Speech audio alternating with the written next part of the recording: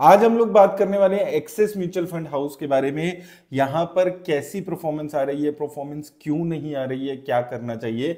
आज से अगर हम 2-3 साल पहले चलते हैं तो 2020-21 में ये one of the best performing fund house था। लगभग सारे फंड्स इसके अपनी कैटेगरी में सबसे अच्छा परफॉर्म कर रहे थे। लेकिन आज 3 साल बाद ये यहाँ पर बहुत ही उल्टी सिचुएशन हो चुकी है। इस फंड हाउस के लगभग सभी फंड्स खराब परफॉर्म कर रहे हैं। एक दो फंड्स को छोड़ दें तो बाकी जितने भी फंड्स हैं वो एक बहुत खराब रिटर्न्स आपको जनरेट करके दे रहे हैं।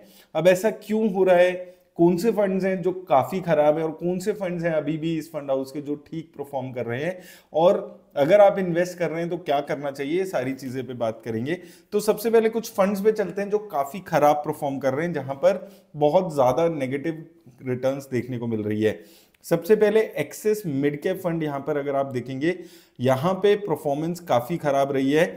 5 साल में देखेंगे, 3 साल में देखेंगे या फिर 10 साल में भी इवन देखेंगे तो काफी खराब परफॉर्मेंस आपको यहां पर देखने को मिलेगी। ये फंड अपनी कैटेगरी एवरेज के हिसाब से काफी खराब परफॉर्मेंस दिखाते हुए नजर आ रहा है। सिमिलरली अगर हम और कुछ फंड्स की बात करें, इसमें एक्सिस टैक्स सेवर फंड आ जाता है। इसने और भी खराब रिटर्न्स दिए है। 3 साल में सिर्फ 9.5% की रिटर्न और 10 साल में सिर्फ 14% की रिटर्न। वहीं एक्सिस ब्लू चिप फंड जो कि एक लार्ज कैप फंड है, यहां पर भी आप देखेंगे 5 साल में अपनी कैटेगरी में सबसे खराब रिटर्न्स देने वाला फंड है ये। और 3 साल 5 साल दोनों में ही, 2 साल 1 साल किसी भी पीरियड में आप देख रहे हैं तो सबसे खराब परफॉर्म करने वाले फंड्स में से एक फंड है ये अपनी कैटेगरी में। 10 साल में सिर्फ 13% के आसपास की रिटर्न है। 10 साल में ये निफ्टी 50 इंडेक्स को भी बीट नहीं कर पाया है। एक्सिस फ्लेक्सी कैप फंड की बात करें, वहीं यहां पर भी परफॉर्मेंस काफी खराब है। 5 साल 3 साल में ये अपने जो कैटेगरी है उसमें one of the worst performing funds में से एक फंड है। वहीं कुछ फंड्स हैं जो ठीक परफॉर्म कर रहे हैं, बहुत ज्यादा अच्छी परफॉर्मेंस भी नहीं है। उसमें से एक एक्सेस स्मॉल कैप फंड का नाम आता है। यहां पर अगर आप देखेंगे अभी भी ये फंड 10 साल में अपनी कैटेगरी एवरेज से अच्छा परफॉर्म कर रहा है। हालांकि यहां पर भी 3 साल 5 साल 1 साल में जो परफॉर्मेंस है वो काफी खराब होती हुई नजर आ रही है। तो यहां पर भी परफॉर्मेंस खराब है। हालांकि पिछले 1 साल में थोड़ी सी बेटर रिटर्न्स ये फंड देते हुए नजर आ रहा है। तो ये फंड जब खराब मार्केट होती है तब तो अच्छा परफॉर्म कर रहा है, लेकिन अच्छी मार्केट में परफॉर्मेंस नहीं आ रहा है। और इसके अलावा अगर हम देखें एक्सिस ग्रोथ अपॉर्चुनिटीज फंड, ये कुछ फंड्स में से है जो अभी भी अपनी कैटेगरी में one of the best performing funds हैं। 5 सालों में देखेंगे 25% की रिटर्न है। अपनी कैटेगरी में अभी भी आप देखेंगे तो one of the best performing funds में से एक फंड ये नजर आ रहा है। और 2 साल में भी इसकी परफॉर्मेंस ठीक नजर आ रही है। 1 साल 2 साल में ठीक परफॉर्मेंस है, 3 साल में लैगिंग है। इस फंड में अगर आप देखेंगे 1 साल और 5 साल में अभी भी अच्छी परफॉर्मेंस है, थोड़ी सी 3 साल में जो परफॉर्मेंस है वो लैगिंग नजर आ रही है। अगर हम बात करें इस फंड के रीजंस क्या है कि ये फंड हाउस परफॉर्म नहीं कर पा रहा है, तो देखिए सबसे बड़ा रीजन क्या है कि चेंज एक टाइम के बाद जरूरी हो जाता है। अगर कोई परफॉर्मेंस नहीं आ रही है, चाहे म्यूचुअल फंड में परफॉर्मेंस नहीं आ रही है, तो या तो आपको फंड मैनेजर में कुछ चेंजेस करने होते हैं। यहां पर आप देखेंगे फंड मैनेजर सेम है, पिछले कई सालों से 2016 से सेम फंड मैनेजर फंड को मैनेज कर रहे हैं। और कंपनीज भी लगभग आपको सेम नजर आएंगी। वही सेट ऑफ कंपनीज हैं जिनमें इन्वेस्टमेंट हो रही है लगातार, वही सेट ऑफ जो इन्वेस्ट सेक्टर्स हैं वहां पर लगातार इन्वेस्टमेंट हो रही है। एक्सिस ब्लू चिप में देखेंगे 2016 से सेम फंड मैनेजर। आप यहां पर कंपनीज देखिए तो आप देख सकते हैं इनमें से कोई भी कंपनी जो टॉप 10 कंपनीज है, कोई भी कंपनी 2024 में, इवन 2023 में या 22 में नहीं खरीदी है। सारी वही ओल्ड कंपनीज जिस पे फंड भरोसा करके चल रहा है और परफॉर्मेंस नहीं आ रही है, उन पे आज तक भरोसा करके फंड चल रहा है। तो कोई एक्स्ट्रा एफर्ट परफॉर्मेंस के लिए नहीं लिए जा रहे हैं। सिमिलरली अगर आप देखें एक्सिस ईएलएसएस टैक्स सेवर जिसने सिर्फ 9% की रिटर्न दी है, यहां पर भी अगर आप देखेंगे तो आप देख सकते हैं 2010 12 13 में जो कंपनीज थी, सिमिलर सेट ऑफ कंपनीज थी, Avenue Supermarts, Bajaj finance, HDFC bank, ये कंपनीज में पिछले 5 साल से देख रहा हूं यही सेम कंपनीज देख रहे हैं। एक हाई प्राइस टू अर्निंग वाली कंपनीज थी ये सारी, Divi's lab, Avenue Supermarts, Bajaj finance, ये 3-4 ऐसी कंपनीज हैं जो इनके हर पोर्टफोलियो में लगभग आपको कॉमन नजर आएगी, जो भी आपको इनके फंड्स दिखेंगे। और ये कंपनीज पिछले 3 साल से लगातार अंडर परफॉर्म कर रही है। सिमिलरली अगर हम एक्सिस मिड कैप फंड की बात करें, यहां पर भी आप देखेंगे सेम फंड मैनेजर 2016 से कोई बहुत मेजर चेंजेस नहीं किए जा रहे हैं। यहाँ पर भी आप देखेंगे कंपनीज जो आपको देखने को मिलेगी 2016, 17, 19, 20 की कंपनीज हैं।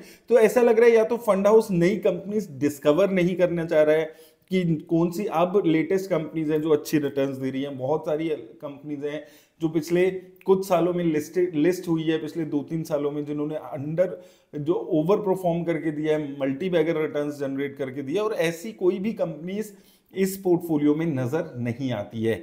सिमिलरली अगर हम एक्सेस स्मॉल कैप फंड का भी इवन पोर्टफोलियो देखते हैं, यहां पर भी आप देखेंगे वही पुरानी कंपनीज जिनमें आज से 5 साल, 6 साल, 7 साल पहले फंड इन्वेस्ट कर रहा था, उन्हीं कंपनीज में लगातार इन्वेस्टमेंट की जा रही है। एक दो कंपनीज नई ऐड हो रही है, जैसे कि इसमें अगर हम देखेंगे आपको पीबी फिनटेक जैसी कंपनी नई परफॉर्मेंस में यहाँ पर ऐड होती हुई नजर आएगी, लेकिन मोस्टली सारी ही कंपनीज पुरानी जो कंपनीज ऐड की गई थी 2018 में, 19 में, 20 में, उन्हीं कंपनीज में लगातार इन्वेस्टमेंट हो रही है। तो या तो यहां पर हो क्या रहा है कि जो म्यूचुअल फंड हाउस है वो रेगुलरली रिव्यू नहीं कर रहा है कि ये जो कंपनीज है इनकी परफॉर्मेंस कैसी है, जो हमने आज से 10 साल पहले ऐड की थी या 5 साल पहले ऐड की थी, इनकी परफॉर्मेंस अब एक्चुअल में हो कैसे रही है, क्या इनकी ग्रोथ हो रही है, ग्रोथ नहीं हो रही है तो हमें निकलना चाहिए क्या इन कंपनीज में से, और कौन सी नई कंपनीज हैं जिनको हम ज्यादा पोर्टफोलियो में ऐड कर सकते हैं। तो उस टाइप की एक एफर्ट लगाकर नई कंपनीज को पोर्टफोलियो में ऐड करना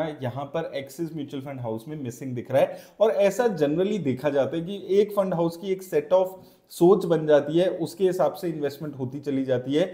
जैसे हमने कुछ दिन पहले क्वांट म्यूचुअल फंड हाउस की बात की थी, वहां पर आप देखेंगे लगभग हर म्यूचुअल फंड में उनके रिलायंस, जियो, अदानी, ये सारी कंपनीज आपको देखने को मिलेगी, और परफॉर्मेंस नहीं आ रही है, उसके बाद भी चेंजेस नहीं किए जा रहे हैं। ऐसा ही कुछ हमें यहां पर एक्सिस म्यूचुअल फंड हाउस में देखने को मिल रहा है। हालांकि क्वांट में जो परफॉर्मेंस है वो पिछले 1 साल से नहीं देखने को मिली है, वहीं एक्सिस में अब ये जो परफॉर्मेंस का टाइम है ये 3 साल के आसपास का हो चुका है। क्या करना चाहिए?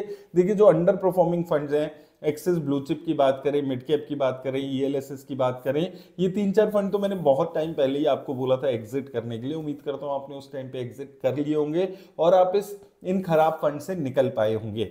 2 फंड्स हैं जिसपे हमने बात की है, जिसमें से एक एक्सिस ग्रोथ अपॉर्चुनिटीज फंड है। ये फंड अभी भी अपनी कैटेगरी के हिसाब से अच्छा परफॉर्म कर रहा है और 5 साल में one of the best performing fund में से एक है। वहीं एक्सिस स्मॉल कैप फंड आप सिर्फ तभी रखिए अपने पोर्टफोलियो में जब आपको कम रिस्क लेने वाले एक फंड की जरूरत है, जो कि अपने बेंचमार्क इंडेक्स जैसी रिटर्न्स जनरेट कर सकता है। नहीं तो ऐसे फंड से आपको एग्जिट कर लेना चाहिए। ऐसा नहीं है कि अचानक से अब परफॉर्मेंस अच्छी होने लग जाएगी, जो परफॉर्मेंस 5 साल से अच्छी नहीं हुई। ये इसमें सबसे बड़ा एग्जांपल आदित्य बिरला सन लाइफ म्यूचुअल फंड हाउस का है। पिछले 5-6 सालों में कोई परफॉर्मेंस नहीं आई है और लगातार परफॉर्मेंस गिरती हुई नजर आई है। तो थोड़ा सा टाइम रहते हुए म्यूचुअल फंड से निकलना भी जरूरी है। और दूसरा जो सबसे बड़ा लेसन है, जो क्वांट में भी मैंने बोला था, किसी एक फंड हाउस की बहुत सारी फंड्स में आपको पैसा नहीं लगाना है। एक fund house similar set of companies में ही पैसा लगा रहा होता है, उसकी बस फंड के नाम चेंज होते चले जाते हैं, लेकिन वो रिटर्न्स जब आती है तो सभी फंड्स में आती है और रिटर्न्स नहीं आती है तो सभी फंड्स में लगभग अंडर परफॉर्मेंस देखने को मिलती है। तो बहुत ज्यादा किसी एक फंड हाउस पे भरोसा करके आपको नहीं चलना है अगर आप इन्वेस्टमेंट कर रहे हैं अपनी म्यूचुअल फंड में। उम्मीद करता हूं आपको हेल्प मिलेगी। धन्यवाद।